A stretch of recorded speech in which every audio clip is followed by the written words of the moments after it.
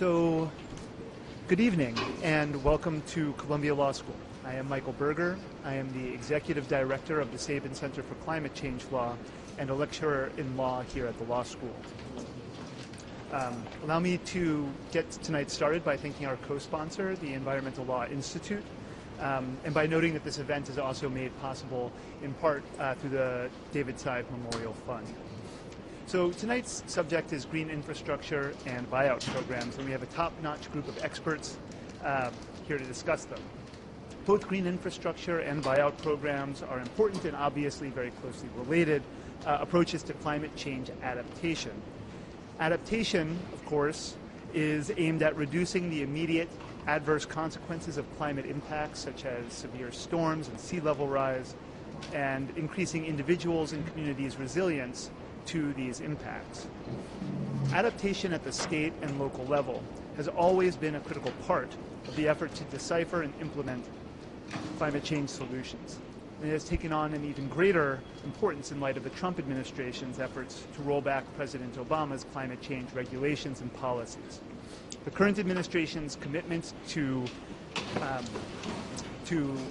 coal as an energy source and to the extraction of fossil fuels as a driver of economic development have greenhouse gas emissions modelers very actively raising their projections for the coming years.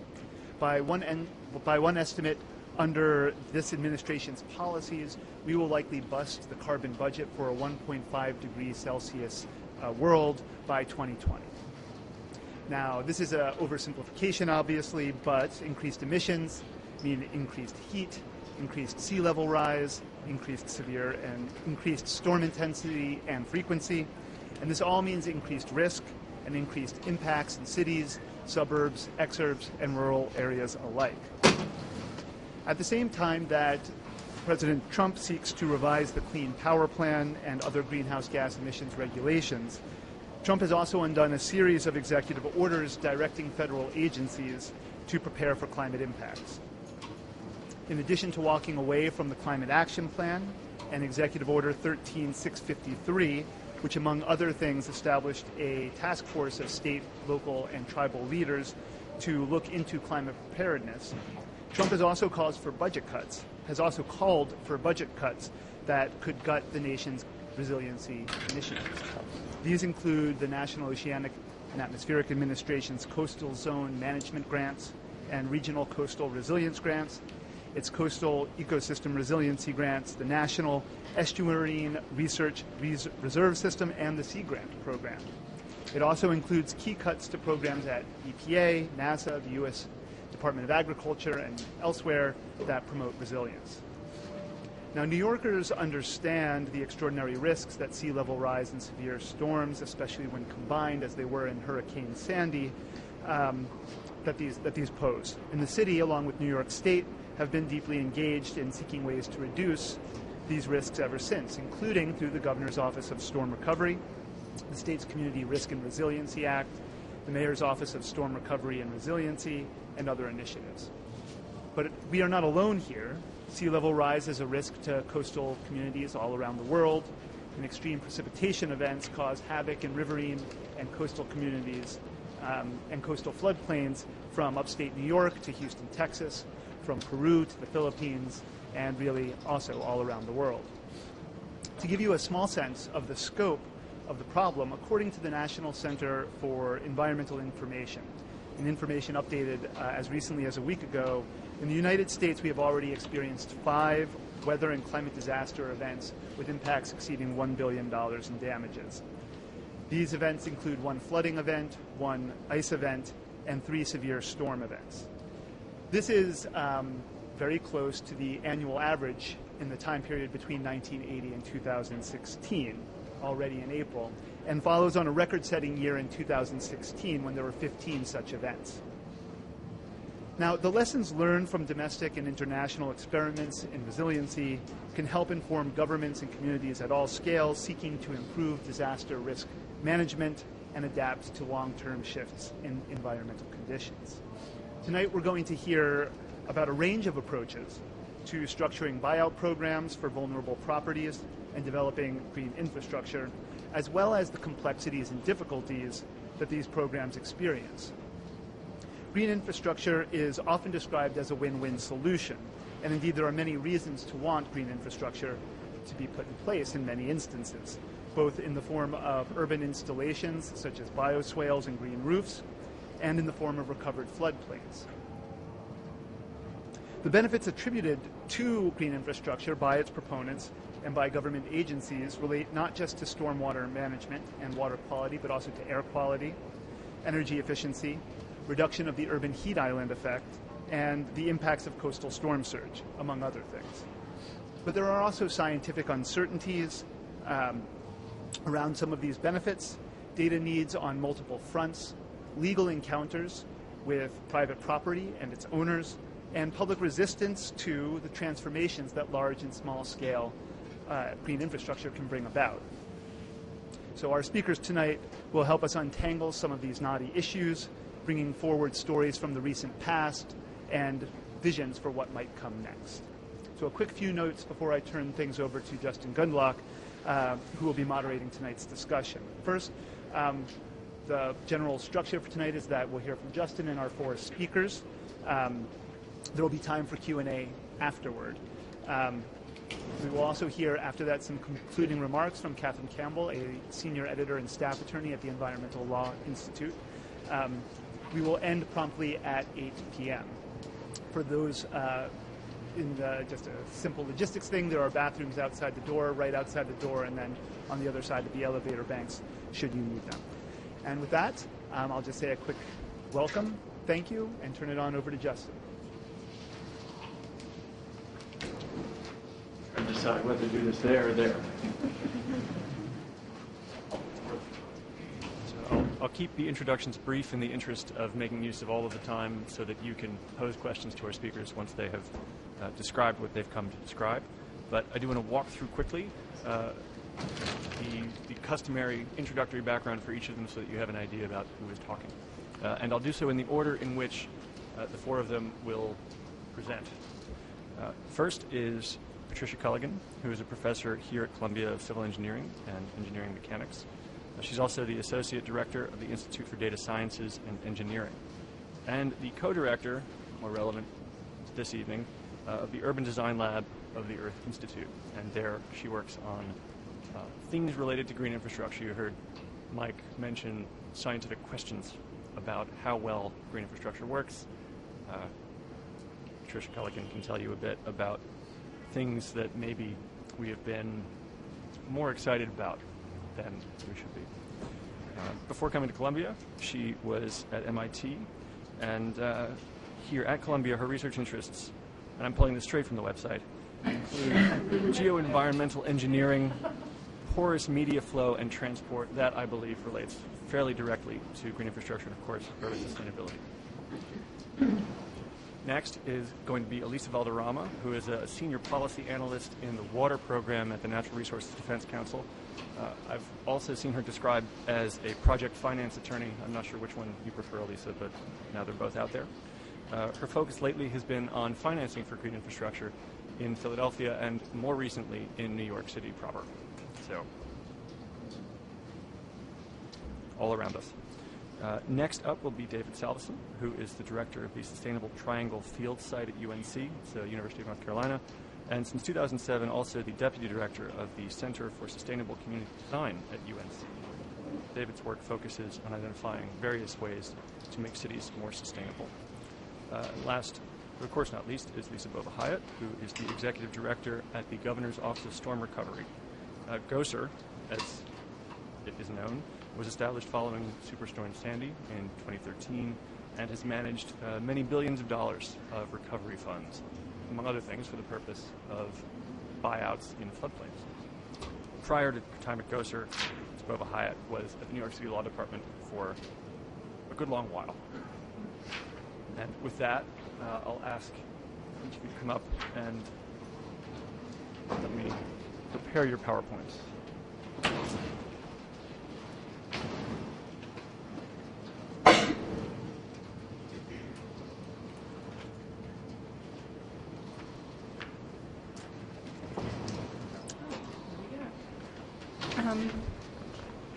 Well, thank Thank you, and good evening.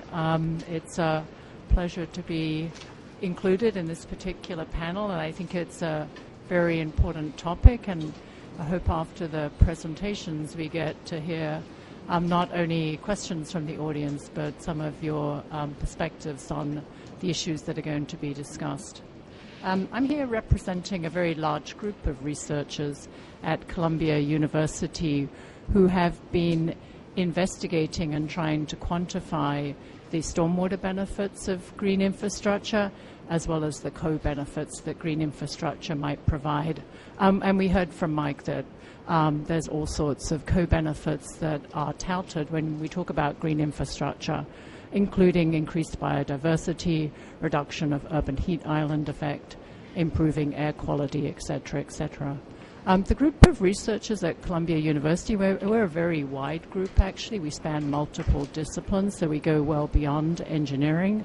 We're not necessarily embarked on this effort of trying to quantify green infrastructure performance because we're advocates of green infrastructure. We're advocates of gathering information that allow us to understand how green infrastructure does perform, so that decisions about citing green infrastructure or inclusion of green infrastructure in programs related to stormwater management, urban resilience, reduction of extreme hazards can be made with the proper information. Before I go on to talk a little bit more about some of the findings that we've uncovered through our research program, I would like to introduce you to some green infrastructure. This is my one slide, and point out some things that should be quite apparent when you look at the scale of these green infrastructure interventions. So on your top left, there's a green street. Those of you that are familiar with the neighborhood will know that's located at 110 in Amsterdam. It was a curb cut that was taken out of the width of the pavement because it was we were able to do that at this particular location, and it just captures the rain that falls on this particular intervention.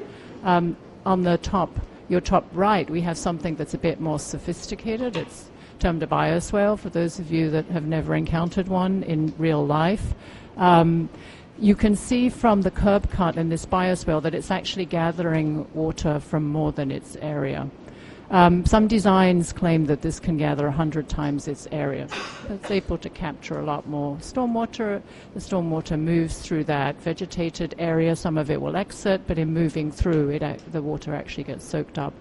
On the bottom left, we have a green roof. It's a green roof on a Columbia University building located at 118 in Amsterdam. Columbia University has 7 of these green roofs on campus buildings, both residential and institutional buildings.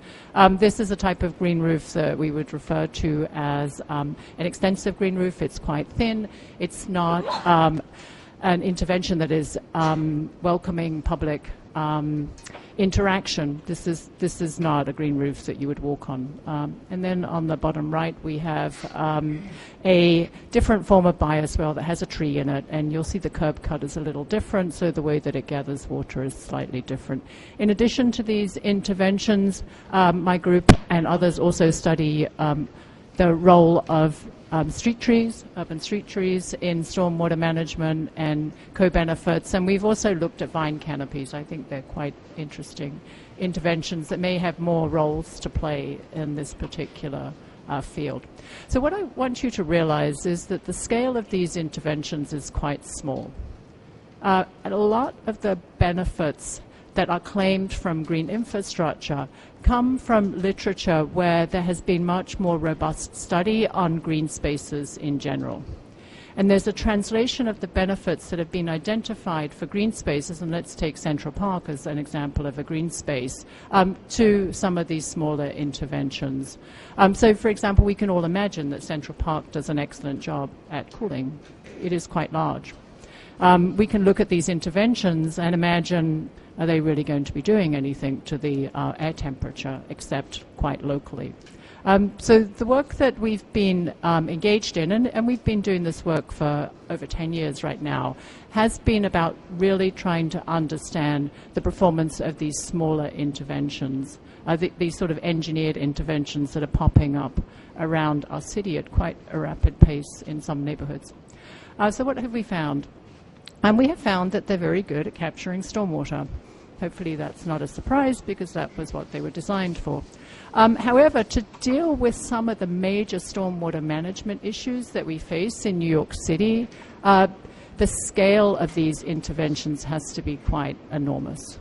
So New York City's Green Infrastructure Plan, which is a very aggressive 20-year, $20 billion program, and I think it's fair to say that New York City's taken a leadership role in this area, and that's been a good thing for our city, in my opinion, is going to require thousands and thousands of these type of new vegetated features to appear within our city landscape. And of interest to some of the later presentations or talks from the panelists, a lot of these interventions are going to have to go on private land. So we really do need to think about that, public-private partnerships and how we might move them forward. We have found with respect to biodiversity, they also do a good job. We've seen an improvement in the type of animal or insect that we might like, such as a bee. We've also seen claims by some members of the public that they attract rats. I'm not quite sure that's the case, but they do provide habitat for rats. So they're not necessarily increasing the rat population, but the rats are sheltering in some of these.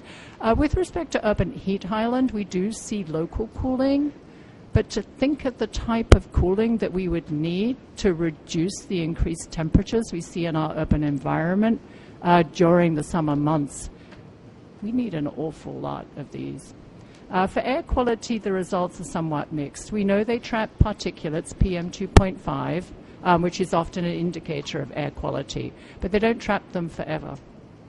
So there's a possibility that they could trap particulates under some climatic conditions and then release a lot at once. And there's been a lot of study looking at the urban tree canopy and its role in improving air quality. And in some cases, the particulates that are released from vehicular traffic when you drive through a well-lined tree street actually get trapped underneath the trees. So I think the air quality claims are sort of still, is it a plus, is it a minus, are really very specific to the location, and we're not altogether certain. Where does that leave us when we think about what else we need to know? So Michael said we do need more data. I don't think we've really quantified the performance of these interventions as they stand, but we really don't know their long-term performance. It's fascinating to me as a civil engineer, this new form of civil infrastructure is going in the public right-of-way. So we have a relationship between the public and an infrastructure that really has some interesting positive impacts and some challenges associated with it. So how these infrastructure behave long-term really is going to depend on what the public thinks of these infrastructure. Are they going to steward them? Are they going to put trash in them? Are they going to exchange the plants for plants that they think might be more attractive? I would agree some of the native grasses that are used in these installations aren't appealing to everybody. So we don't know their long-term performance. But mainly we do not know, if we just think of the public right-of-way, how the public is going to accept the changing landscape of their city. And those of you that read the New York Times might recall an article recently where there's a little bit of a dislike of some of these going on in Queens, where people are feeling they're taking their parking spaces. That's not true, but fair enough. Try and get out of a car in front of one of these. The public weren't consulted. They're taking up the sidewalk. People don't necessarily like the designs. There are a lot of things to be learned as this infrastructure rolls out around our city about how we can transform our cities. And although this was designed for stormwater management purposes, I think there's a direct relevance when we start to think of the more dramatic interventions that we might need to introduce into our cities to to deal with things like sea level rise, increased storm surges, as we see, greater reoccurrence of some of the hazards that we experienced during Sandy. So the role that I see in the Green Infrastructure Program in the sort of the greater question about adaptation to climate change, greater city resilience, is a program like this, although it wasn't necessarily designed to meet that particular challenge. It was designed to deal with the stormwater management issues we have in this city. There's a lot that we can learn as this moves forward that I think can really help us understand how to properly design, introduce, and engage the people, the stakeholders, the people living in our city, which includes me, by the way, in an evolving city landscape that really does enable adaptation to issues that we face, like climate change. Thank you.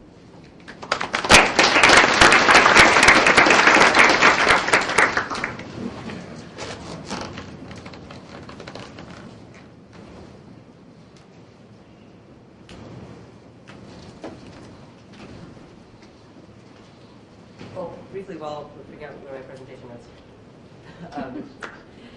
I just wanted to say that, to underscore some of what Patricia said, my perspective, as you'll see, takes as an assumption that green infrastructure is a good thing, and I leave it to the scientists to figure out how to measure and ensure that the green infrastructure that does get built is having its maximal social impact and environmental impact.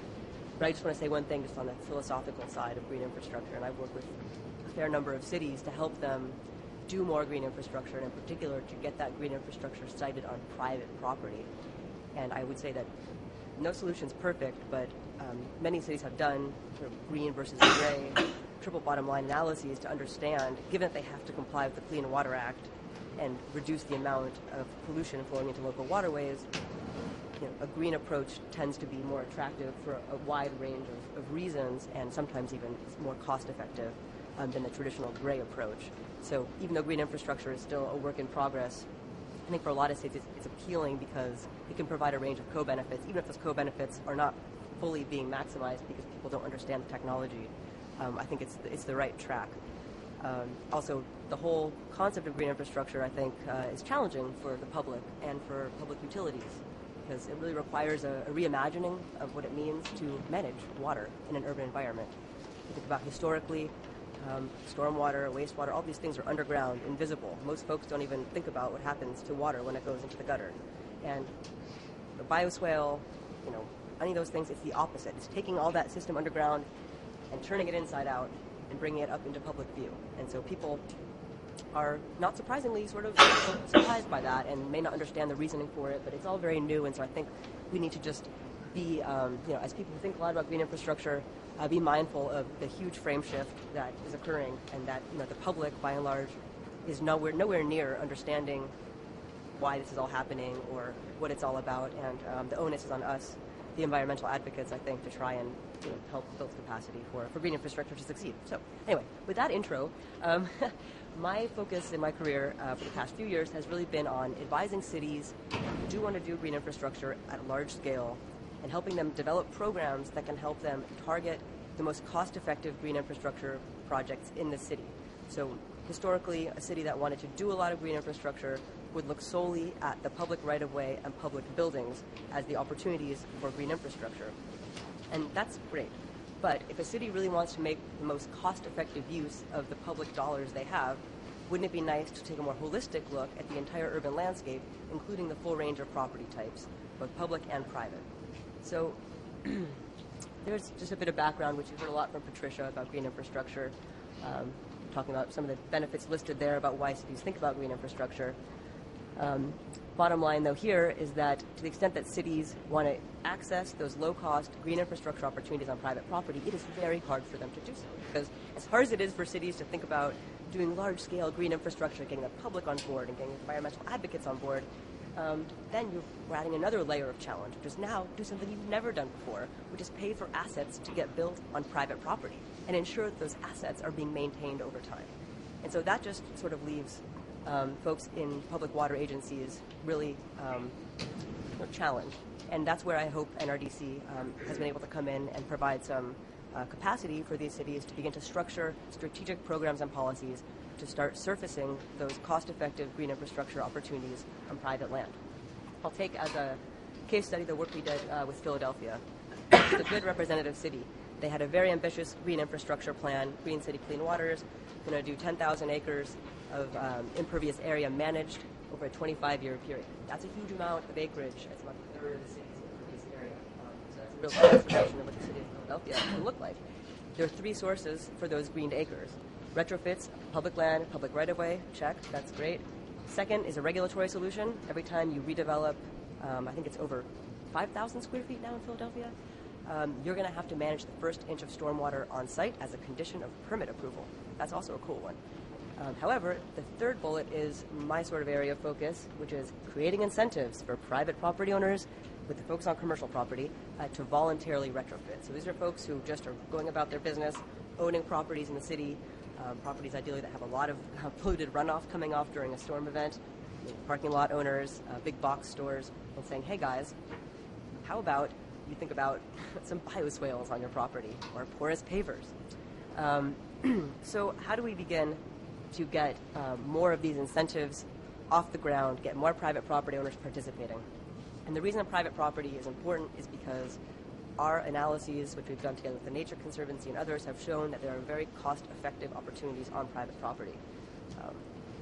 Everything that's happening in the public right-of-way is often made expensive by virtue of the fact that under our streets and sidewalks there are a lot of public utilities and other obstructions. So you can't just dig a 10-foot deep pit on any old sidewalk, because the moment you dig 3 feet down, oh, there's a utility cable, oh, there's a subway underground, whatever it may be. So many cities, those public projects can be very costly. So here's Philadelphia. What did they do to try and get, again, the opportunity to surface these low-cost green infrastructure opportunities on private land? They did something really intelligent. They changed the way that they billed commercial property owners every month for their stormwater. So it used to be the case that commercial property owners in Philadelphia paid a stormwater fee every month based on the amount of potable water that was consumed on the parcel. That was an easy thing for the city to know, but ultimately not a very effective market signal, because you could think about the case of a parking lot owner, for example, who owns a lot of impervious area, and by virtue of that creates a lot of stormwater runoff, but uses virtually no potable water. So there's a case of someone who would pay a very low stormwater fee, but generate a lot of stormwater. So what they did was they converted to an impervious area-based billing system. It took them about 5 years, and maybe 5 years before that to plan. But now in Philadelphia, you get a monthly stormwater bill if you're a commercial owner that's based on your overall parcel size and specifically the square footage of impervious area on your parcel. Pretty cool. And the incentive part started to come into play because, as you can see there in my first bullet, Philly was offering an 80% discount on their stormwater fees for property owners who could manage their stormwater on site. So all this math and other stuff is some of the analysis we did together again with the Nature Conservancy and Encourage Capital back in 2012, because we looked at that discount on the stormwater fee and we're like, wow, that's so exciting. So if I'm a private property owner in Philadelphia and I put down $100,000 for like a green roof, how many years is it going to take me to get paid back based on avoided stormwater fees? You know, we were excited about this question because it sounded just like energy efficiency retrofits or solar panels. We can make this a huge national market. It's so exciting. Well, we ran the numbers, and it turns out that if a Philly property owner wants to recoup their expenses for their retrofit in 4 years, which we think is actually a generous amount of time, those retrofits would need to cost less than 40 cents a square foot. And if they could afford to wait 10 years, let's imagine there's a specialized financing vehicle that can provide the upfront capital and those guys can potentially be more patient. Let's assume we can wait 10 years to get paid back.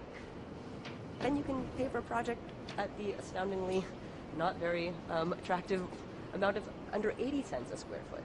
So what does that buy you in Philadelphia? Well, we looked at a range of green infrastructure practices, and the 25th to 75th cost range quartiles are represented there on the right-hand side.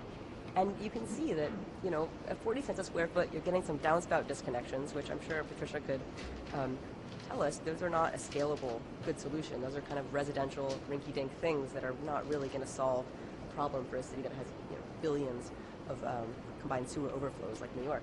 And then at 80 cents, you get some vegetated swales, but really not very many. And all these other great retrofits that can clean air and improve equity and improve property values and reduce urban temperatures potentially, None of those things are cost effective when you're only looking at the stormwater fee as the means of motivating private property owners. So as I see there in the third bullet, the moral of the story for us based on what we learned in Philadelphia is that stormwater fee savings are probably not going to motivate owners to retrofit, but they could take a role as an ongoing pay-for-performance contract with the owner, where once the project is paid for, the owner continues to receive the 80% discount on their fees so long as they maintain the green infrastructure asset on behalf of the city. And so there's a lot of stuff here too. I don't want to overwhelm, but like I just spend 1 minute on this slide.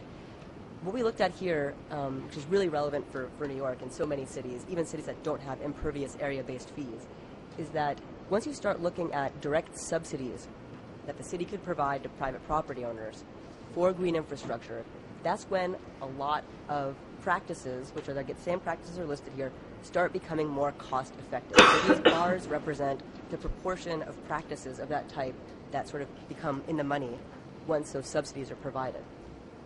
So if you see a full bar there, it's at a really substantial fraction of, say, downspout disconnections become cost-effective, or a substantial fraction of flow-through planters become cost-effective once you're doing $3.50 a square foot.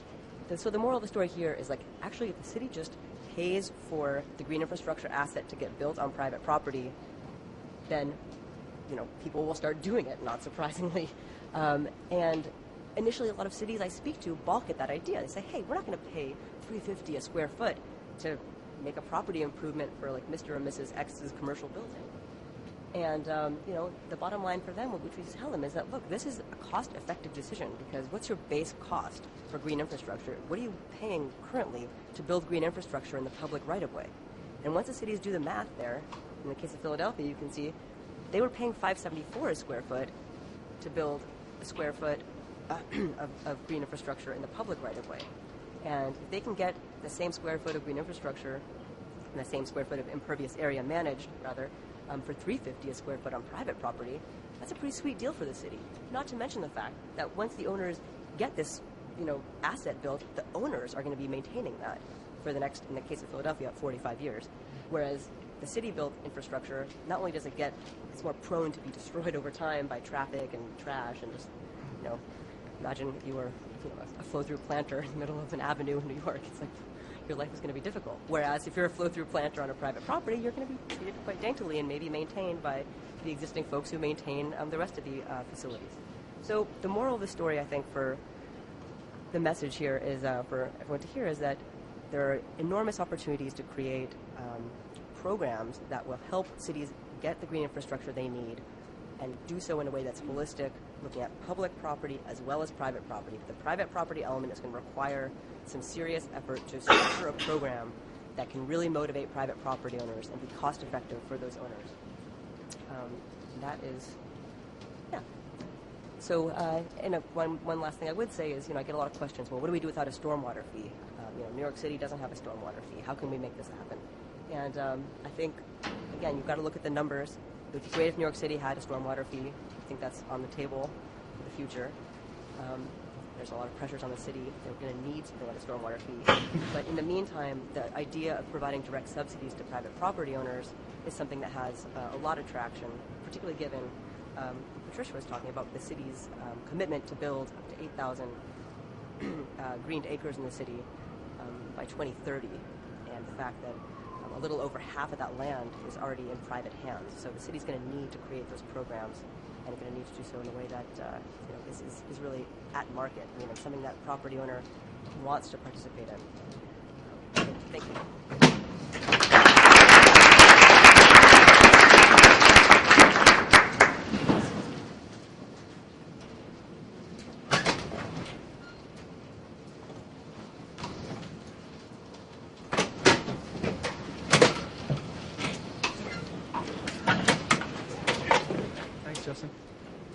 Good evening.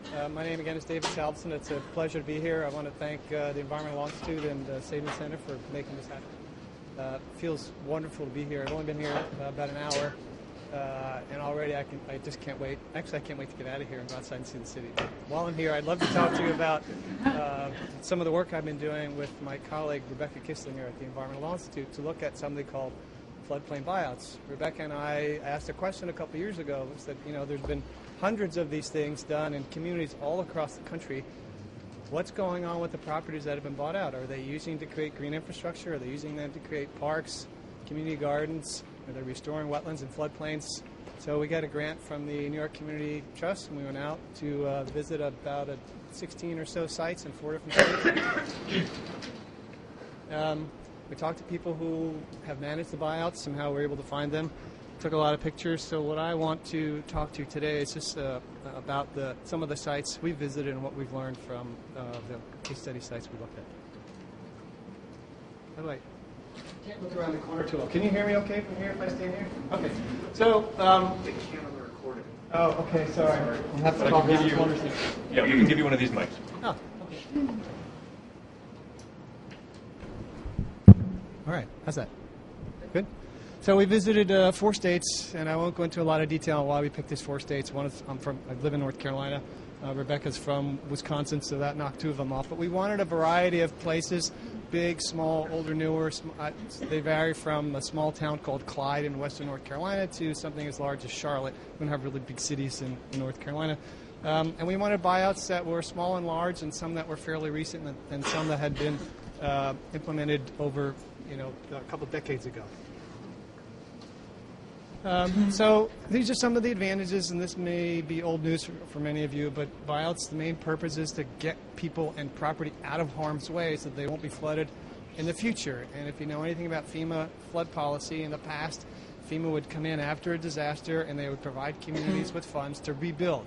And communities proudly issued T-shirts that said, "I survived the flood of something or other." And then the politician would come in and they'd be standing there for a photo op saying, "We're going to build back this community better and stronger." And so what that meant was they were continuing to put those people and property at risk, only to be destroyed by the next flood. So with buyouts, the idea is you're just moving those people and their properties out of harm's way so they could live somewhere else. And ideally that land could then be returned to something like a floodplain, which doesn't always happen. And many communities have provided different types of amenities, which I'll show you in a minute. So the downside of these things is that communities are worried about a loss of tax base. In fact, I was in Bergen County, New Jersey, interviewing the folks there, and I think they had like 2 homes they bought out. And I said, 2 homes? And they said, yes, these homes pay like $20,000 a year in property taxes. We don't want any buyouts here. But the 2 were flooded so badly, so often they bought those 2. But many communities, large and small, rich and poor, are worried about the loss of tax base. So they're not always that excited about participating in a buyout. Then floods create a housing shortage, right? When houses get flooded, people have to find some place to live. Well, all of a sudden, there aren't as many houses out there to buy, and many of the people who get flooded are low to moderate income, and they can't afford to live anywhere else in the community. I was walking in this community in Wayne, New Jersey, and it's you could stand on that guy's back porch, and if you could jump 5 feet, you could jump into the Passaic River. And his home had been flooded many times. Some of you might be able to see that his home was elevated 8 feet off the ground. He still had 2 feet of water in the living room during the last flood. And I was walking around, and all around him were vacant lots where there used to be houses. And so I asked him, your house is, well, it's quite beautiful. Why did you not take the buyout? And he said, well, where am I going to go? I can't afford to live anywhere else but along a river. So you have to think about the affordability issue. Many people refuse to participate in buyouts because they have nowhere else to go that they can afford to live. He's retired. He spends most of his time on this house. He has a magnificent garden, really nice old guy, but he decided not to leave. So here's one of the big problems with buyouts and why so few of them are able to be used for restoring wetlands or floodplains or greenways, whatever, and it's what I call a patchwork pattern. Often what will happen is several people will agree to sell, and then there are 1 or 2 people who say, no, I can't afford to live somewhere else, or my grandparents built this house, or I've been through this before, I'm not moving. So you can't have a greenway if you have like 7 properties that you buy, and then 2 that stayed, and then a couple more vacant lands, and then 4 or 5 that stayed. And if you could see the photo on the right, the red properties, this is in Sayreville, New Jersey, I believe. The red properties are the ones that were acquired. And so you can see there's some green boxes between the red, and those are the ones who decided not to participate in the buyout. They said, we're going to rebuild here. So what do you do with that property then? Same thing on the left here. This is from Wisconsin. And you can see that there's a large green area in the top. That's public open space. So what a great opportunity to link that with parcels along the river. But the pink or salmon-colored boxes, those are what I would call holdouts. These are people who said, no, I'm not selling. So it really constrains, those people who decide not to participate in the buyout really limits what you can do with the property afterwards. There's just another one. This is from Rocky Mount, North Carolina, and you can see kind of a scattershot image of the green outlined parcels. Those are the ones that were bought out. So, what do you do with that? You have a bunch of properties that aren't well connected. It really limits what you can do. I think I have some photos of what people have done. Yeah. So this is Pequannock, New Jersey on the left. They bought out a whole bunch of properties along the river, but they weren't able to buy a long enough contiguous stretch of properties. They haven't been able to do what they wanted to do, which was to build a greenway along the river. They're still trying to buy the few remaining homes that are holding out there. On the right, it's from Charlotte. They have bought quite a few properties, and they've created community gardens, and I think I have a shot of one of their... Yes, this is also from Charlotte. They have a ecological sanctuary. It's right next to a school, so they're restoring a river there in the wetlands, and they use that for environmental education for a nearby school. On the right, they created a greenway. So Charlotte's doing some wonderful things, and their advantage is that they don't have to wait for a disaster to occur, which triggers federal dollars. They have their own source of funds through a stormwater management fee. This is fairly typical on the left. That is Sayreville, New Jersey, where they bought a patchwork pattern of homes and they couldn't figure out what to do with them, so they take the home out, plant grass, and every couple weeks or every week in the summer they go out and mow the lawns, which for small communities is a really big expense. The one on the right, it's also in Charlotte. I was there recently, so sorry for all the Charlotte photos. They planted a whole bunch of trees there. Those little tube things looks like a graveyard. Those are actually young trees that hopefully will grow up to be big trees someday. But that used to be 8 or 9 homes. And what Charlotte is doing, because they were able to buy all the homes in that street, they're going to tear out the street. So they no longer have to provide services to the residents who, used to live on that street. And this is some of the unfortunate things. You can see remnants of where homes used to be. I was in Grand Forks, North Dakota years ago, and you could still see the curb cuts and where the rose bushes were and some tree houses. And I read that there was a guy there who still went back to where his house used to be. And in the summertime, he would cut the grass on his lot. It was very heartwarming. But this is Kinston, North Carolina, where they bought over 500 properties, and they still have the roads there. They've done nothing with it. It's such a tremendous opportunity. They've let the trees grow back. I suppose that's a good thing. But because the roads are still there, people come in and they dump stuff, like mattresses and construction debris. And in this case, those are like, 1,000-pound television sets that nobody wants anymore. So most of the funding comes from the federal government, and again, it's triggered. The money from the federal government is triggered for the most part by a disaster. So if you buy out a couple homes and then you run out of money and you want to buy some more, you have to wait for another disaster in most cases, which really limits opportunities for communities. Some, like Austin, Minnesota, have a local option sales tax. I think it's half a cent, and they've raised quite a bit of money to buy homes. New Jersey has the Blue Acres Fund, which they've used to buy homes, and I think Green Acres as well. Charlotte, I mentioned, has a stormwater management fee, which raises millions of dollars every year to buy homes.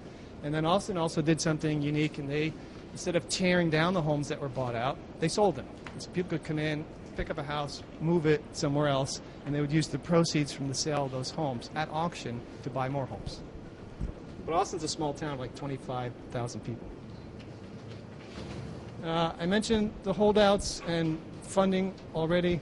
Buyouts often take a really long time. So think about it. Your home was just flooded. You're hauling out. You're soaking wet carpeting and mattresses and sheetrock and insulation, and you want to get settled again. So you're either going to rebuild or you'll take part in a buyout and move somewhere else. But you have to live somewhere in the meantime, which gets to the last one. So what do? Well, not too many people want to wait the 2 or 3 or 4 years it takes in many cases.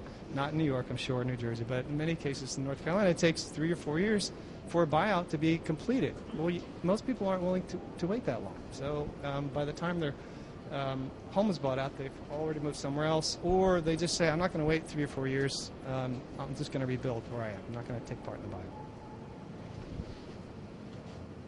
Sounds like they're starting a concert early. So one of the challenges is that when a flood happens or a hurricane happens, there's this urgency to do something really quickly. And very few communities have a plan in place where they have identified areas that would be high priority areas to buy. Like, oh, I know, let's go buy that neighborhood because it's been flooded 3 or 4 times. It's extremely vulnerable. It would make a great place for a community park or for green infrastructure of some kind. But most places just don't do that. There are a couple, but most wait for a disaster, and then they have to hurry and come up with a plan to buy out properties. I have seen some cases where, say, the emergency management will partner with Parks and Recreation or maybe another department, and they'll pool their resources or even do some joint planning to figure out what places to buy. Some communities provide incentives. North Carolina had something called SARF funds, which I think stands for Supplemental Acquisition and Relocation Funds, because they recognize that people can't always afford the cost of moving, and they're going to need some additional funding to pay for that more expensive house they're going to buy somewhere else. Or somebody once told me money flows uphill. So if you're going to move out of the low-lying lands in the floodplain, it's going to cost you a little more to buy a house. So North Carolina has provided that kind of relocation assistance. Seize the opportunity. You know, when a buyout comes along, again, people often have to react really quickly, but it does create an opportunity to get people out of harm's way, to reduce them from, to reduce the likelihood that they'll be miserable again the next time they flood, and to build something that's an asset to the community, whether it's a community garden or a greenway, or I've seen dog parks, frisbee golf, and all kinds of things. Understand that buyouts have a cost. I mentioned the cost of just maintaining them simply by seeding them with grass and mowing them, but no matter what you do, there's some maintenance costs involved, like removing old televisions, and communities don't get money for upkeep and maintenance. They get money to buy properties. And then last, engage the community. I can't tell you how many places I've been where nobody really went through a process of talking to community members to see what they'd like to see happen on that property.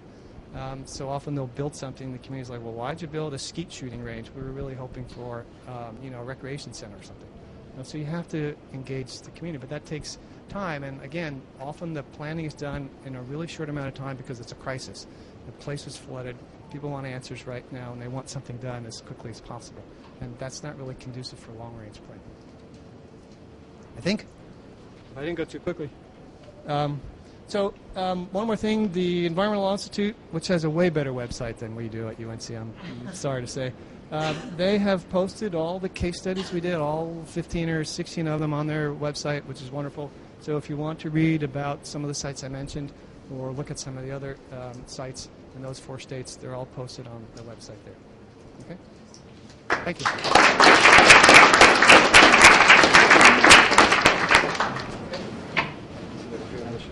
Quickly, before I turn the mic over, we are going to make available all of the slides. So those of you who have been snapping pictures, you don't need to panic. They will be available on the Sabin Center's website. I do not have slides, but I promise to be very dynamic, so you won't even miss them. So I feel like David and I could have cocktails and talk about sustainability and buyouts and acquisitions. I know, really, because these are the issues that my office faces every day. The Governor's Office of Storm Recovery was opened in June of 2013 after Congress appropriated $4.4 billion to aid in Sandy recovery. Sandy sort of came off the heels of hurricanes, Superstorm Sandy, Hurricane Irene, and Tropical Storm Lee. Those were in the summer of 2011 and had really sort of started wreaking havoc both on Long Island, in parts of Staten Island, and in upstate. So Sandy was sort of the nail in the coffin for a lot of communities, especially on Staten Island and on Long Island's south shore. And interestingly, the idea of what to do with poor housing stock and LMI families who really need a place to stay. So what happened after Hurricane Sandy was our office was opened. We started many different programs. We had a homeowner program because there were a tremendous number of people who might have been substantially damaged but really wanted to stay. We had an infrastructure program, a community reconstruction program, which was a ground-up approach. But we also had a lot of people who were basically done living where they were living. And I think Oakwood Beach in Staten Island is a very good example of a community that suffered from repetitive flooding. I've lived in Staten Island for 17 years and had never been to the Oakwood Beach section of Staten Island before Hurricane Sandy.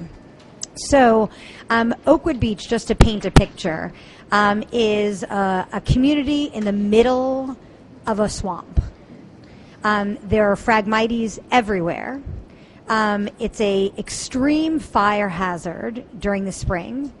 It's infested with insects during the summer, and it becomes an extreme fire hazard in the fall. However, it was very much a close-knit community. Homes that had been transferred from grandparents or great-grandparents to grandparents. It started off as a beach community in the 1920s. And like so many other communities in the city of New York, here after World War II, the homes were winterized to give people that were coming back from the war an affordable place to live. If you looked at the housing stock, it was really just a hodgepodge of homes. So what happened is people moved in, they stayed, they inherited the homes from their grandparents, and with each storm and with each extreme weather event, they just sort of got used to emptying out their basements and moving on. Sandy, however, there was a tremendous loss of life. There were a couple of people, I was telling David and Michael earlier, a father and a son who were so concerned about their sump pump failing that they stayed in their basement, and when the ocean came in, they were killed. They drowned instantly. And I think that that was sort of a catalyst to just say, we're done and we want to leave. And what happened was in this particular neighborhood, the community came to the governor and said, you need to do something. We want to leave. We can't stay here anymore. Even though the city of New York received its own allocation of funds from HUD, the governor stepped in and said, you know what, we're going to buy out your homes. But then you have this dance with HUD about what does that mean. When you buy out a property, you're purchasing the property at a pre-storm value so that people have money to go somewhere else. But that's also the problem. You have a lot of people who weren't paying a mortgage or were paying a very low mortgage. So even giving them pre-storm value, there were people who bought the property in 2005 or 2006, so they were already, no pun intended, underwater on their mortgages. So no matter what amount of money we gave them, they just couldn't, they wouldn't be able to find another place to live. And I think your illustration of the man with living on the Passaic River is something that we face every day. So our buyout program offers people pre-storm value and moves them out of harm's way. We've spent about $500 million acquiring over 1,000 properties. In Oakwood Beach, it's actually 25 contiguous acres, which is pretty amazing. And what we're doing now is trying to find a land steward to take this property. Interestingly, if you saw a map, it's almost like a U, and there's a big giant wetlands in the middle, owned by a private property owner. And so we're trying to work with the local VFW that happens to still be there. We're actually working with the Nature Conservancy to find a land steward to see maybe we can if there's an interest in a community garden, or if there's something sustainable that we can do. At the moment, it's great because this area now acts as a natural buffer for the properties that are upland. The upland properties are part of our acquisition for redevelopment program. People that were substantially damaged that wanted to stay in a particular neighborhood, or people who didn't want to stay, but we wanted to keep the housing stock. And I should say that although we have a buyout program both in Staten Island and in a neighborhood in upstate New York, a riverine community, and in Suffolk County, Nassau County chose to not have a buyout program. And the reason behind that was because they didn't want to lose the tax base. And for a lot of these small villages and towns, we take one property off of the tax rolls and all of a sudden all of the other taxes skyrocket. So on the one hand, you have, or I have, empathy for a small town who has to keep their tax base, but on the other hand, the idea of having people that will consistently be in harm's way is sort of a hard pill to swallow. So what we've tried to do with municipalities in Suffolk County, so now we sort of have the patchwork quilt that you were talking about. We have people that are very upset. Our program was completely voluntary. And although in a previous life, I acquired property by eminent domain, eminent domain is not something that we are ever going to use in this area. But in Oakwood Beach, we do have one or two people who are either waiting for their bank to foreclose or who have made it very, very clear that they just can't afford to go anywhere else. So they're staying. And what that means for the city of New York is even though there might be one house on this street, they have to provide services, they have to, whether it's DOT, whether they're shoveling during the winter, and what it does is it actually causes problems for the police and firefighters and anyone that has to come in an extreme weather event to ensure their safety. In Long Island, what we're doing is we're working with neighboring communities. A lot of municipalities have expressed interest in acquiring the property, using it for green infrastructure, creating bioswales. We've also instituted a Lot Next Door program where the neighbor next door, all of the development rights are stripped off of our buyout properties, so they can never be rebuilt. But having a neighbor be able to fence it off and take care of it actually isn't such a bad idea either. So we do, though, have communities where we still have a lot of properties that are vacant and will remain vacant, but what we're going to do with them next is unsure.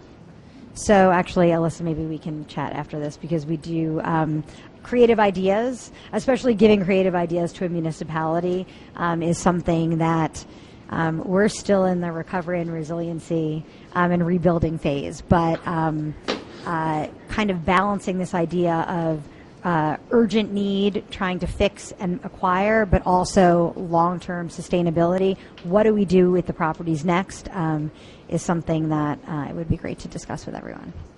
So thank you very much.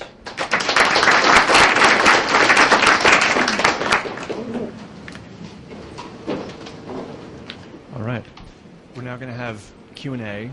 I'm going to ask that if you have a question, please wait for the microphone, because we would like to record this, and if you don't wait for the microphone, then you are mute to whoever watches the video later. So we will run around and hand things out for those who have questions.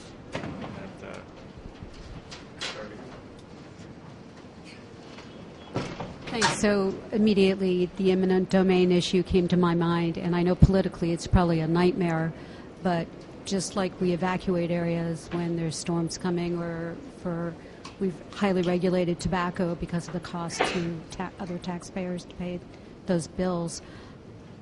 When will eminent domain, if ever, become a successful way to reclaim some of these properties?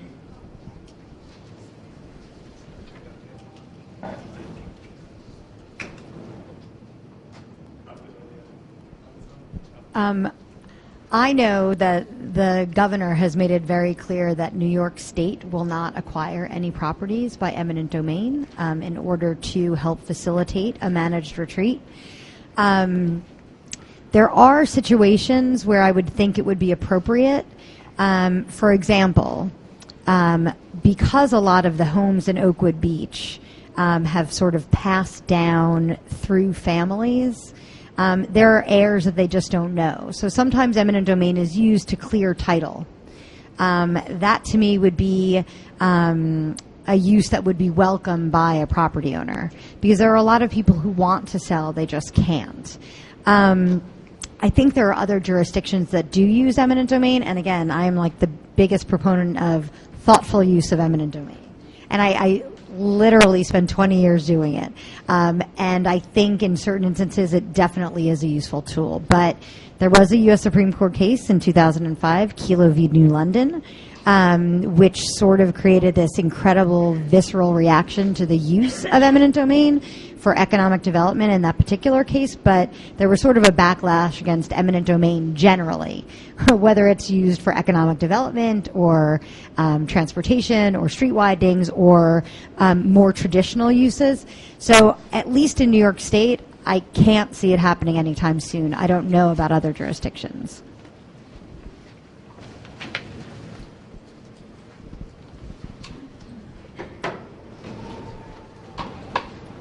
You mentioned the problems with Nassau County, how they weren't allowed in the program. How do you foresee this occurring in the future with high tax base property areas? Because the problems are eminent, for instance, on the South Shore of Long Island, but what's going to change in the future to allow those people to apply for the voluntary leave, or what solutions are available? Sure. So just to be clear, Nassau County chose not to participate in the buyout program. However, there are participants in our acquisition program, which is our acquisition for redevelopment. So in those areas, and I didn't get into detail, but I can tell you that in our acquisition for redevelopment program, we buy the home, and then we sell the properties at auction. The people who purchase them have 3 years to elevate the home and get a certificate of occupancy. So in those instances, what we're acquiring and then selling will then become more resilient. We also have an optional elevation program with a lot of people in Nassau County afforded themselves the opportunity to participate in, which is I might not be able to buy out my home, but the state is going to give me money to elevate it. So that the next time this happens, now again, in your the house that you showed, he elevated, but he was still flooded during the flooding of the Passaic River.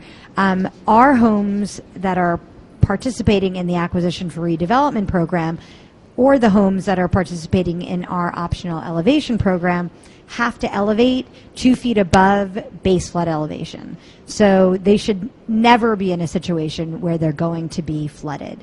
So that's one way around. And I think what we've learned in the governor's office is that there's no one hard and fast rule or no one way to deal with neighborhoods that have repetitive flooding. Ideally, you want to move the most flooded areas or the most prone to flooding areas out of harm's way, return them to nature, like Oakwood Beach, like Mastic Beach. There are many areas that should have never been built on. However, we can't really say as a blanket proposition that we should just retreat from the water, right? There are thoughtful ways that you can rebuild, that you can elevate so that and create sustainable living in harmony with Mother Nature.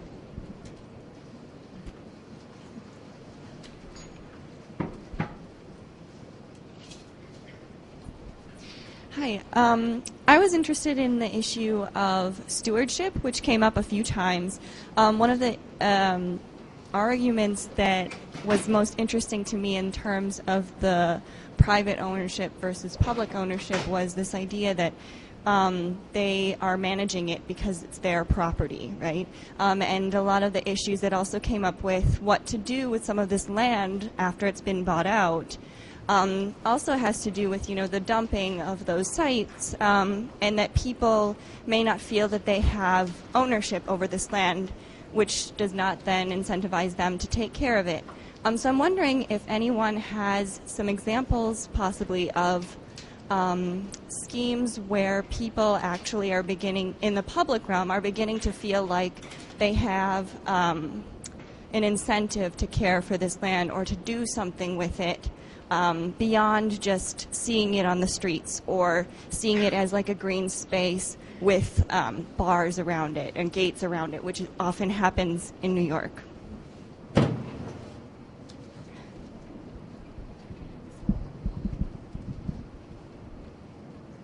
Is this? Yeah. Okay. I mean, I can start that off because I think one of the lessons that we learned through our investigation of green infrastructure is as you point out, the stewardship issues are still pretty much unresolved, and we've been trying to understand neighborhood conditions where you might get stewardship from those that are living by versus conditions under which stewardship is less likely. And we think that understanding that might actually help cite green infrastructure, because right now green infrastructure is cited on the basis of the depth to bedrock, the width of the pavement, where the DOT allows you to insert the infrastructure, and then if you can, just put as many in as possible. So we've been looking at street trees. So the New York City Street Census is now online. We can all go and look at the data there. And we've been mining data looking at queues of care in street trees, because they did this in the New York City Census. And we are seeing clusters of care for street trees. And we're wondering if we can understand the conditions around those clusters and then possibly translate it to some of the right-of-way green infrastructure that's going on. But it's a big issue, and I don't think the city, as you said, the budget for the land that's been acquired, they haven't thought about stewardship. I think in this area they haven't thought much about it either. They're just beginning to understand it's going to be a big expense. I just want to add briefly one area where I mentioned community engagement before. And if you create something out of the land that was acquired through buyouts that is of value and desirable by the community that's near that property, they have a tremendous sense of ownership. I showed some community gardens and greenways and things like that. There's a real strong connection to that garden or whatever that was created by or adjacent to that community. Of course, I've seen other places where it's just the opposite, and I showed the dumping as well. But I think the more you work with the community, the stronger the ties will be to taking care of that property.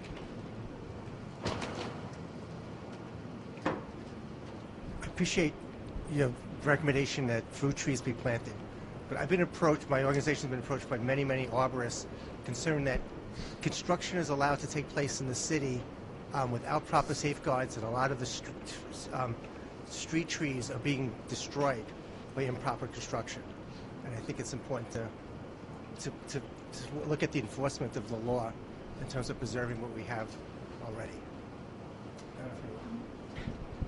No, I was saying that if you look at street trees in New York City, you'll see that there are instances under which they're pretty well stewarded. Someone's put a guard around them, they planted flowers, somebody's taking trash out. I understand, but I'm saying it's good that the city's pointing that out, but on the other hand, there's a lot of construction that's going on with no enforcement in terms of protecting the existing trees and the structures that are going on. No, I completely agree. The sidewalk sheds are one classic example. Yeah. Right. I think that's really important for the city. So. No, I agree with you.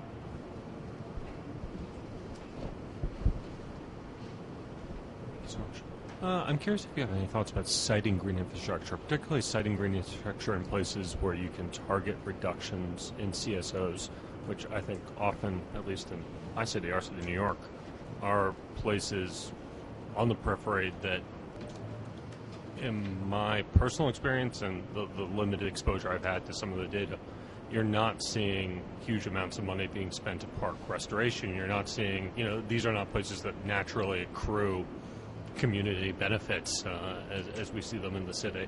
So are there ways to sort of target either public dollars or incentivize especially communities that might not normally be looking at a green roof tax abatement or understand what that is, or people of income bands that don't usually invest in these sort of projects, and ways to get larger swaths of the city interested?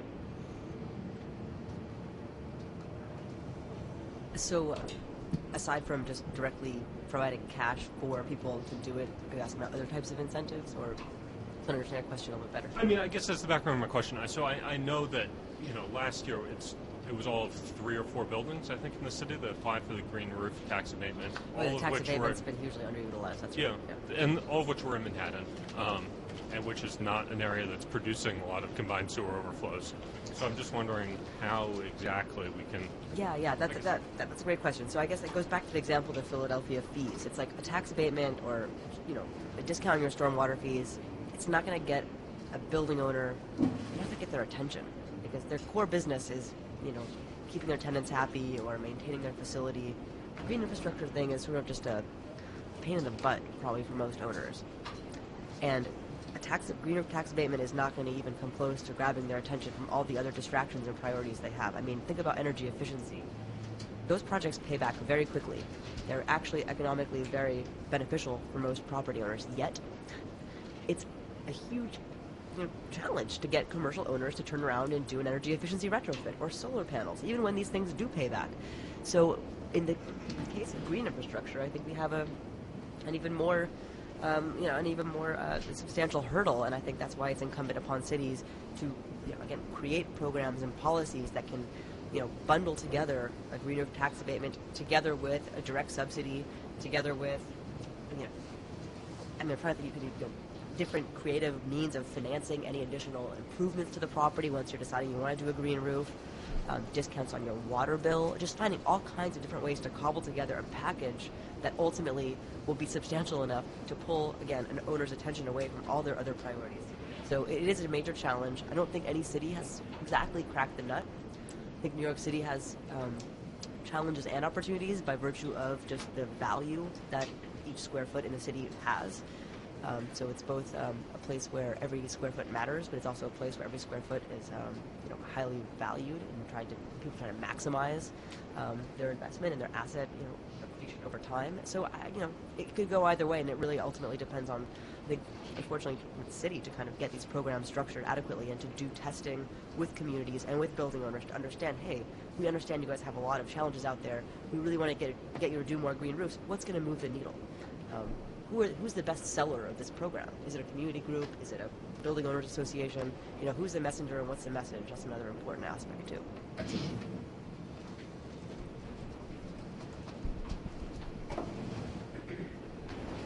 So a lot of this work seems to be happening on a city-by-city basis, and I'm wondering if there's any official capacity or mechanism for knowledge sharing for innovations between different cities, and if you see a potential for growth in that area.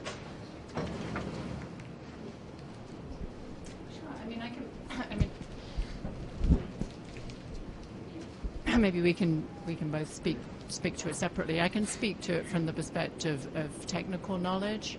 I'm part of a sustainability research network, which is funded by the National Science Foundation, and we're across 9 universities working in 4 or 5 cities, including Detroit, which is quite interesting because you wouldn't think Detroit had a stormwater management problem given the amount of vacant land that they have.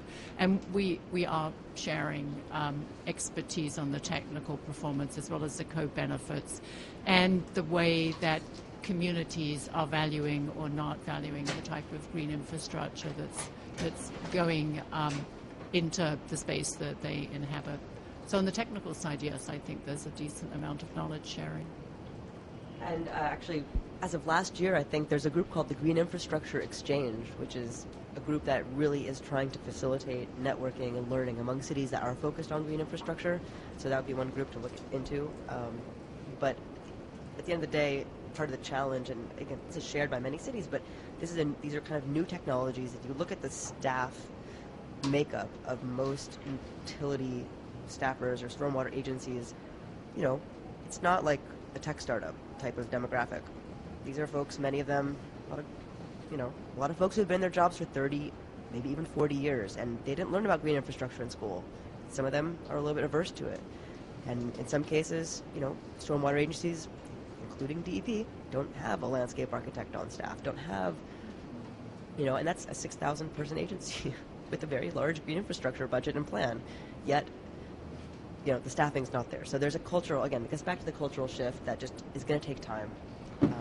But yeah, Green Infrastructure Exchange, the U.S. Water Alliance does a lot of good stuff also to facilitate intra-city learning, trying to not reinvent the wheel in every case. And NRDC certainly is trying to publish whatever we can to make sure that to the extent a city wants to learn from Philadelphia, we've written all that up for them.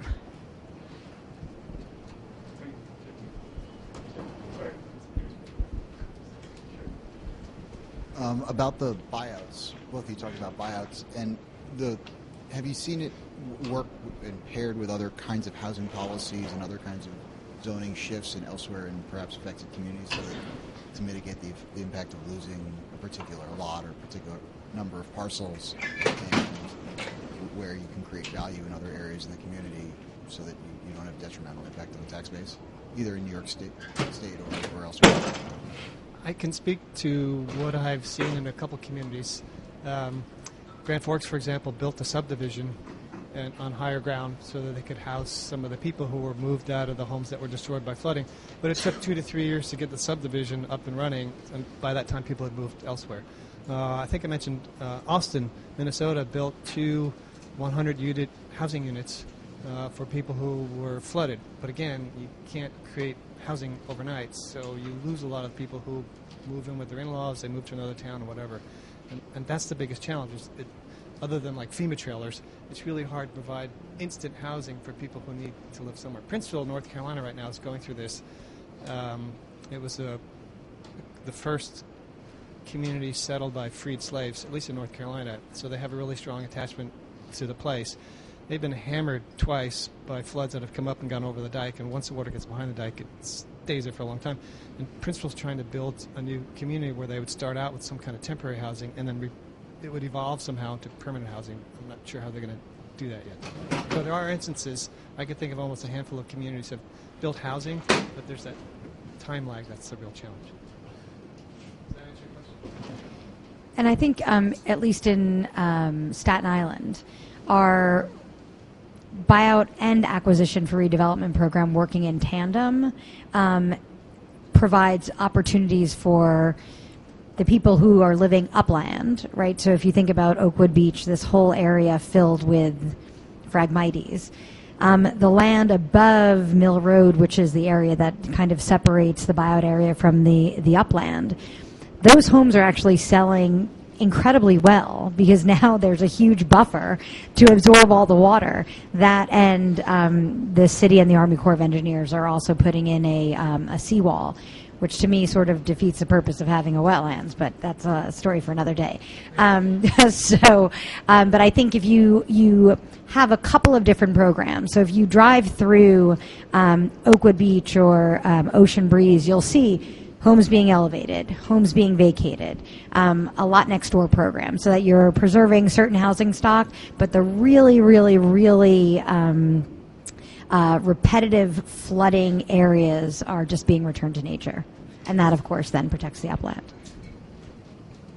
Make sure to survey everybody so that we don't miss you or get you too far out of order. So you, ma'am, you, and then the two.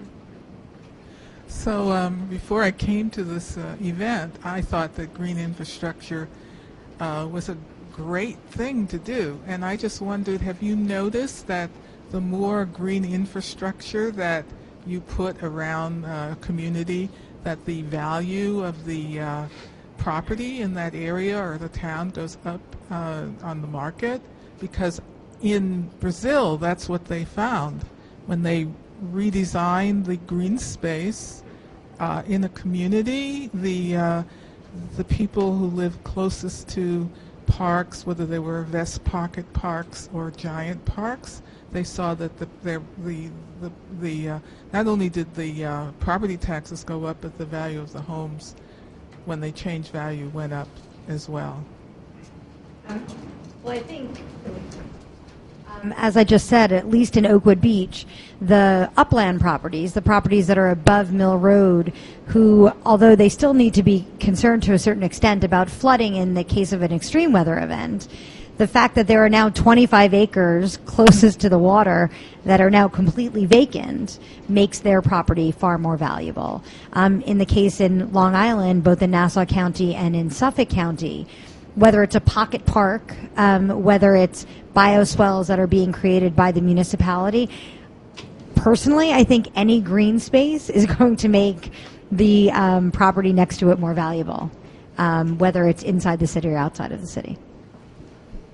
I'll just say really briefly, there's a, if you want to look into the academic research on this, there's a researcher by the name of Susan Wachter at the Wharton School of the Real Estate Department at University of Pennsylvania. She's done some actual, empirically based data work on that and found that, yes, there is a slight uptick in home value for homes that are along, say, parks in Philadelphia versus comparable homes elsewhere. So there's some data bearing that out as well. Just continuing on the thread of buyouts, I was wondering, there have been conversations about affordable housing and flood resilience, and it was found that during, in the aftermath of Hurricane Sandy, over 1/3 of the residential units affected by Hurricane Sandy were part of the city's public housing stock. So what is are programs like buyouts viable in the context of affordable housing complexes? I mean, does it become more challenging because you're dealing with a much larger number of units, I mean, people that you need to relocate to other places, or is it kind of easier in a way because you're dealing with an institutional agency like NYCHA? So is it easier or more difficult? Never easy to deal with any type of large entity like NYCHA. But I can tell you that we've had incredible opportunities on Long Island dealing with housing authorities, where we are, through another grant from HUD, NDR, we are rebuilding certain housing authorities. There's a lot more land out there than there is in the city, where we are, I think it's Freeport. Is it the Freeport Housing Authority? We are rebuilding in a more resilient fashion for housing, and then once that's built, everyone will move from the buildings that they currently reside in into a new building.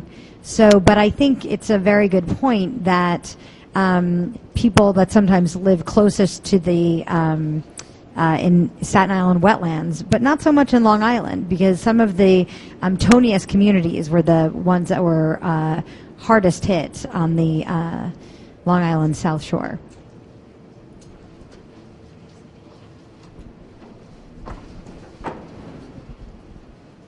So we've been talking a lot about cities and areas in the U.S., and I was wondering if any of you could speak to how much green infrastructure is being considered or utilized in development in emerging cities in the global south, thinking about climate change, adaptation, and hazard mitigation.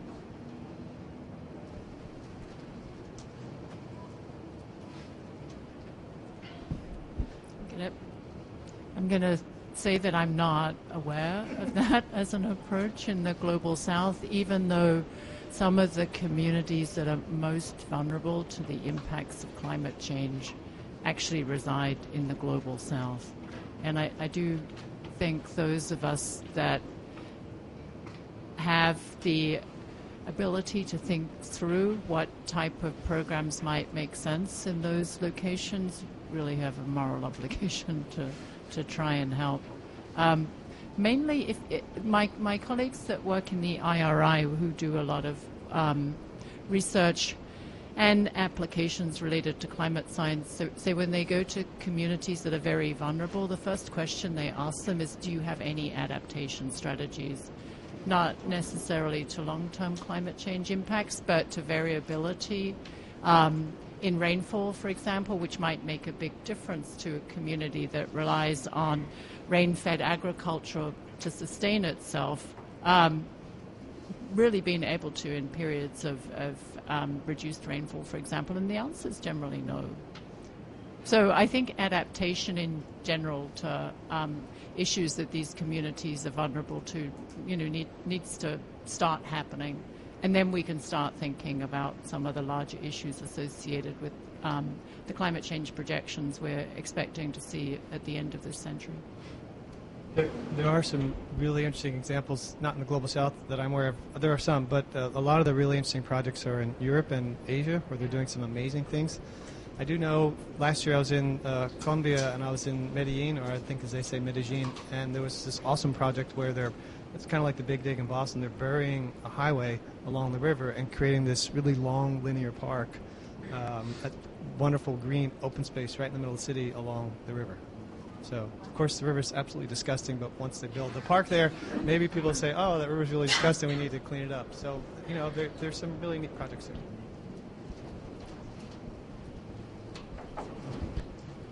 I want to ask a quick question about stormwater fees.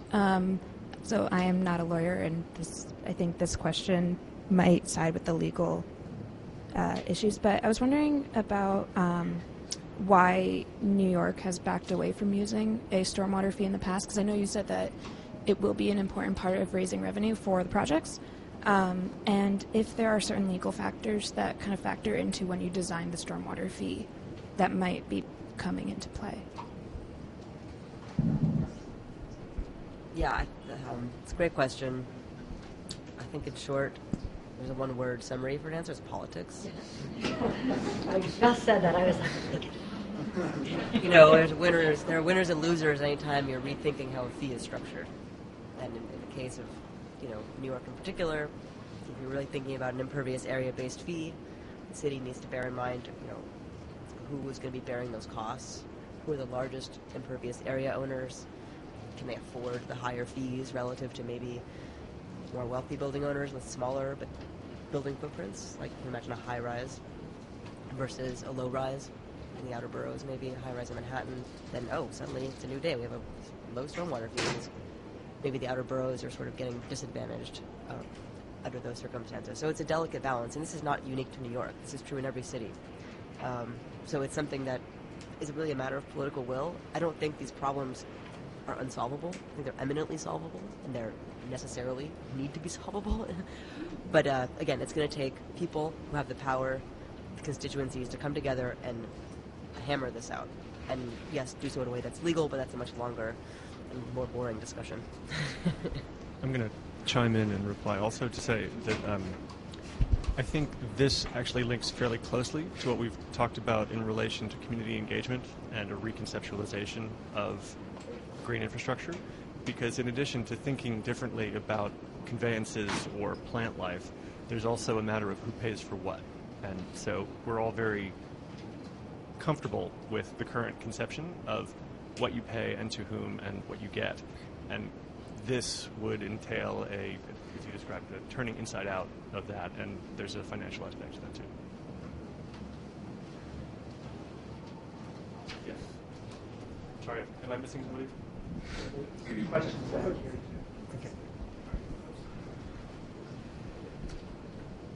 Just a simple question. In regards to green infrastructure on private property, when you're giving the owners incentives to maintain it, how easy is it to maintain it, the infrastructure? Because that really does help in making sure it actually works properly over time, right? You're probably best. You have the authority to speak to that.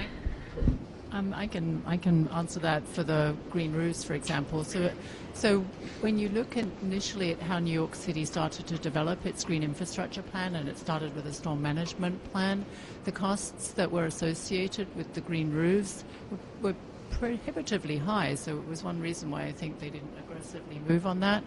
We found that the maintenance of the green roofs is much less than anybody anticipated.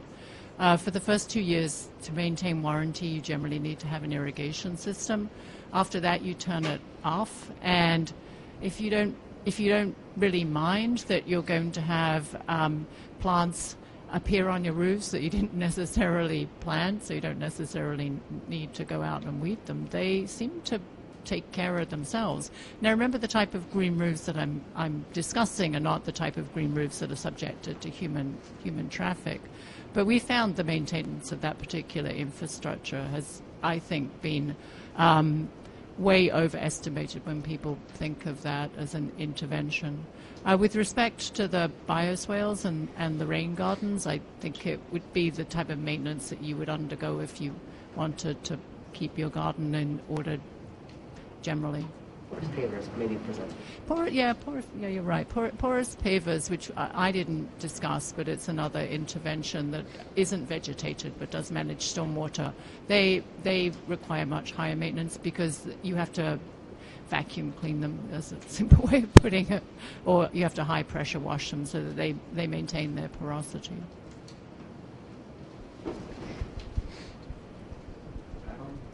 This is probably as politically popular as eminent domain, but there has been some work in terms of insurance rates that part of the problem with exposure to risk is that the insurance rates, people aren't paying enough insurance in risky areas.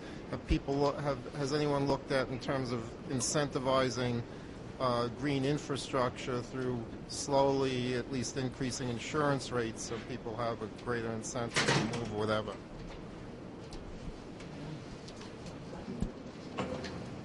About the National Flood Insurance Program? Yeah, mostly. So, as you probably know, Congress revised the rate structure for flood insurance about 4 years ago. Biggert Waters was the name of the bill, and it tried to bring insurance rates up to what would be considered market rate, and there was a huge backlash because people saw their rates go up dramatically, and so they backtracked in a big way and reduced rates once again. So politically it's very challenging to charge people the true cost of the insurance they're paying. I don't know if we'll ever get there, but there was an attempt a couple of years ago. Hi. So I think this is probably a question for Elisa. In trying to appeal to individual landowners or private property owners to implement green infrastructure on their properties, has there been sort of thought given to targeting larger landowners or natural resources managers as compared to smaller property owners, and sort of, I guess, in terms of bang for your buck when you're trying to target these programs at people? Yeah, I think there are a lot of ways to sort of, to use an analogy, I hate to skin the cat, but like on that issue, because I think for an agency like DEP here in New York or in Philadelphia's water department, there are a lot of matters at stake. There might be vulnerable communities where, those greened assets, if done at scale, to Trisha's point, could really make a difference. When you map, for example, the heat index map over the areas where the combined sewers are, it's like that could be one way of looking at it. So the size of the property is definitely a factor, because I think it's true. Again, it's not my area of expertise, it's Patricia's, but the larger the property, generally, the more open space you're going to have, the more options you're going to have for where you're putting your stormwater on the site. But again, for a city like New York or Philadelphia, it's not just about finding the most cost-effective green acre in the narrow sense of how much stormwater can I manage per gallon spent. These programs, I think, should be about also broader co-benefits and ensuring that the dollars spent create the most public value, including but not limited to stormwater management. So that would be my perspective, and I think it's easy enough for a city to quickly determine the 100,000 largest parcels or whatever the case is. But is it the case that those are the parcels that should get all the subsidy money? Right? Probably not. Is there one other question over here, or did I imagine? You should. Just want to make sure to give everyone who hasn't yet posed a question.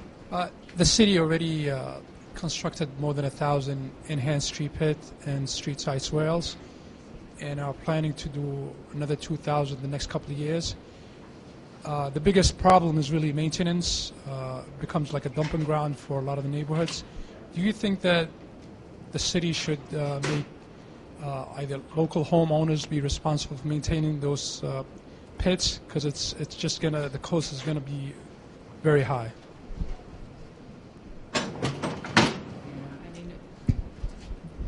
You're right. At one point in talking to the ex-commissioner of DEP, it was noted the city suddenly inherited 1,000 new parks or more. So how is that going to work out?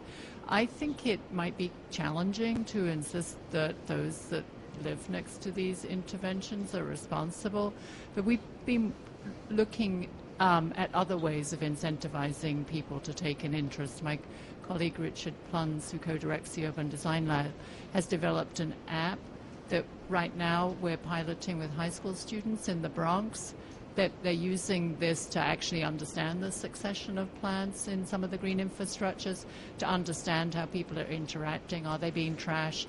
Are they not? So I think we need to think of, rather than rules that say you are responsible, ways of incentivizing people to take an interest and then adopt the green infrastructures. We have noticed that the ones that are close to commercial corridors tend to be well maintained. Ones that are close to parks do, because I think the park staff themselves just step a little bit out of the park boundaries. But I think it's more a matter of trying to incentivize people to take an interest than actually require that people take an interest.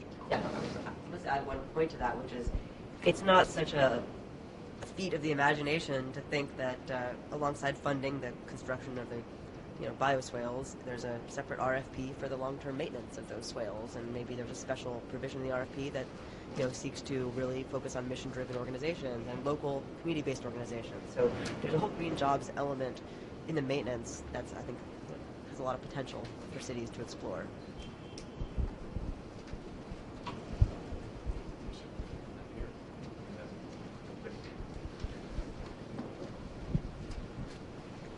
I'm very concerned about the problem of environmental justice and the impact on frontline communities. I sued Freeport Housing Authority years ago because they were evicting people with I guess, immigration problems, whatever.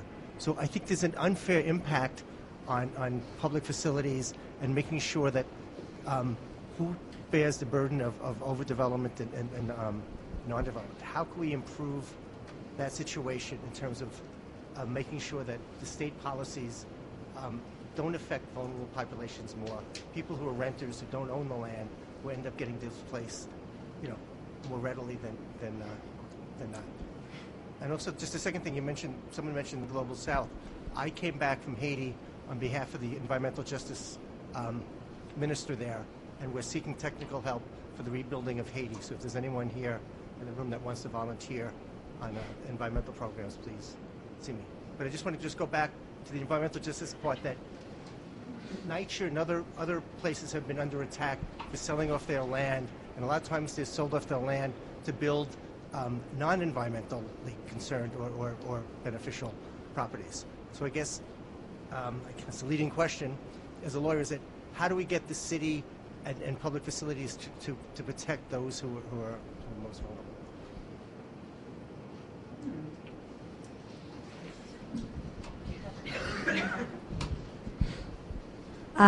I don't know. I would say legislation. That would be the first thing, right? The only way to affect change is by legislating, or one of the ways to affect change is by legislating. People have been left out before. I mean, I guess that's... Well, it's interesting. I mean, my program, our money is tasked to help people rebuild, towns, communities, and individuals rebuild after Hurricane Sandy. We do not look at income or anything that you're bringing up now, so it's sort of outside of my wheelhouse. But I can say that I would think that legislating some type of change. I know that there's, at least in the city, there's the city council has a specific committee that talks about NYCHA and oversees what they do. I would assume that there would be something similar in Freeport and some of the other housing authorities.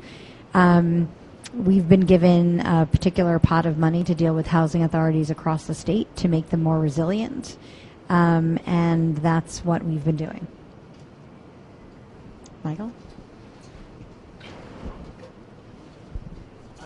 So I guess I have two questions that are kind of unrelated, so I'll just ask both of them. One is directed to this side of the table, and it's about conservation easements. And the question I just have is, because a lot of strategies have been discussed, but conservation easements was not one of them, at least not yet. So I wonder if that comes up in your work around green infrastructure as an alternative or a complement to other subsidies, other forms of incentivizing private landowners to get on board with the green infrastructure bandwagon.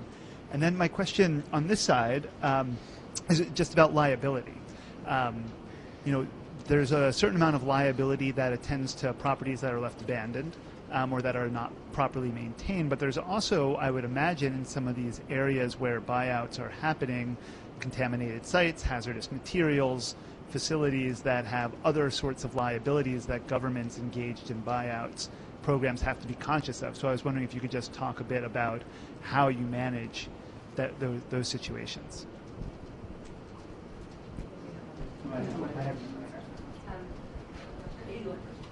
So we actually put conservation easements on all of the buyout properties, and that's something I probably should have mentioned earlier. We also demo all of the properties. Our focus in buyouts are only single-family homes, but we have to go through all of the regulations as if you were tearing down any type of home. So we go through asbestos abatement, the samples get sent, we check to see whether or not there's any special things that we need to do before the home comes down. So that's basically what we do. And I think because we're in a single family neighborhood, we have less issues with contamination. We did actually do very robust environmental soil samples for properties because we're considering transferring some of the properties to city parks to build ball fields. And thankfully, the property was basically clean. Or nothing out of the ordinary. But it's a great question, and it's something we actually maintain a tremendous number of people on our staff whose sole job is to make sure that no dumping happens on our properties. Most of the properties in Oakwood Beach are now vacant, and taking down those properties, is always quite a challenge. But now, if you drove through, it just looks like a big, giant abandoned field. On this side of the table, Lisa actually tossed this one to me because it's something we've talked about before. So the question is, why not make use of a conservation easement in the context of getting green infrastructure onto private property in an urban setting? And the research that we've done suggests that, first of all, conservation easements generally don't go away, and you want to be able to provide some form of exit for a private property owner in a city where ownership turns over as often as it does and the use of land might change as often as it could. So in that respect, they are potentially trouble, and it's not so much that they are a bad tool as that there are other forms of easement that better serve. So there's a sort of a really close analogy to utility easements. So if you think of the poles, pipes, various things that run alongside a building and deliver gas or phone lines or whatever else, those are actually pretty close, legally speaking, to what you might imagine is the legal context in which you would have a green roof or a green wall or something similar, and those are more easily shed. So you can go back to the deed and scrape that off of the deed of the property much more easily than you can a conservation easement. So you lose the incentive that you get from a conservation easement, which provides you the tax benefits, but that incentive isn't big enough to offset the permanency that you would run into. So I heard a lot about green infrastructure and various ways to incentivize it and build it and develop it and post storms, but not a lot about the relationship to climate adaptation, particularly in ways to measure the impact of building green infrastructure on climate adaptation. I know that's not obvious. I mean, we can talk about on the sort of emission side, CO2 not emitted or various kinds of those measures. But on the adaptation side, have you developed or can you think about good ways to process increases in adaptation or improved resilience to communities in any form from anyone? Yeah, I was trying to address that in a little bit of a backwards way when I was talking, but I I think adaptation is a process, and it's a long-term process, and it's not just about the infrastructure we insert to enable adaptation. It's about how communities react to that infrastructure. It's about understanding how there can be a two-way partnership between whoever is designing that infrastructure and the community. So it's accepted and understood and stewarded. And I think the lessons that we're learning from the Green Infrastructure Program, although it was motivated by the Clean Water Act and stormwater management issues, can feed into thinking about climate adaptation strategies. With respect to green infrastructure, I didn't mention it, but we are, if we believe the climate scenarios that are in place for New York City, we are going to be experiencing more precipitation. And so when we think about the green infrastructure research work, we do try and take that into account when we try to imagine the scale that would be needed. So we would need a different scale in the future to sort of manage the same problem to some extent. So that's the direct link. There's been a lot of interest in urban heat island because we're also going to experience hotter summers if the climate projections are correct. And that is why we are trying to understand whether these smaller interventions at scale can make a difference. We don't have the information right now. That would be the other link. Time for one more, I think. I was just going to throw out an idea on the conservation easement and the private domain.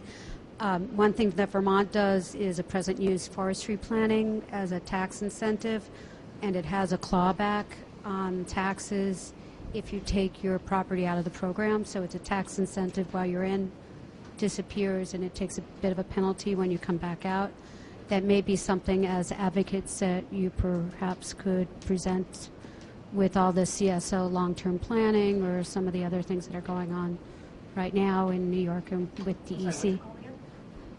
It's called Present Use Forestry Plans, pretty well known in Vermont, places like that. All right. So I'm going to close the Q&A portion of things and invite Catherine to wrap up for us all. Thank you, Justin. Again, I'm Catherine Campbell. I'm with the Environmental Law Institute. I wanted to thank Columbia and the Sabin Center for helping us host this event, and to all of our speakers and audience members who have participated tonight. This was a really important opportunity for ELI to share some of the research that we've been doing in this area, and to hear from other folks who are trying to address these issues that communities are facing with increased flooding, sea level rise, issues that are really just going to become more apparent as coastal regions and wetland areas are developed or lost. And so and as some of you may know, next month is actually American Wetlands Month. And for 28 years, ELI has administered the National Wetlands Awards Program. And that program is supported by several federal agencies, such as EPA, or Fish and Wildlife Service. And the goal of the program is really to recognize people who are doing kind of on-the-ground work, who have dedicated their lives or their careers to protecting wetlands and doing restoration work. We've awarded over 200 people who have included teachers, researchers, nonprofit founders, landowners, state and tribal employees. And today we actually announced the 2017 award winners. So I wanted to just briefly introduce them to you all. So for our Conservation and Restoration awardee, it went to Gregory Kearns, who is a naturalist with the Maryland National Capital Parks and Planning Commission. For our Education and Outreach Award, it went to Dana Pounds, who is the Executive Director and founder of Nature's Academy, which is on the Gulf Coast of Florida. For our science research, Dr. Robert Twilley, he's the Executive Director of Louisiana Sea Grants and a professor at Louisiana State. Our state tribal and local program development winner went to Collis Adams, who is the administrator of the New Hampshire Department of Environmental Services Wetland Bureau. And finally, we have our Wetlands Community Leader Award, and that went to Alicia Mosian, who is a leader of the Sasko Brook Pollution Abatement Committee in the town of Westport, Connecticut. You can go to our website at nationalwetlandsawards.org and learn more about them. We will be hosting our award ceremony and several events in May, on May 18th actually. So if you're in DC, I invite you to come to these events to help us recognize their achievements and learn more about their work. And again, that'll take place on May 18th at the U.S. Botanic Garden. And that's pretty much it. You can learn more at nationalwetlandsawards.org. And if you have any questions about ELI, I have some information over there, or feel free to ask me. But thank you.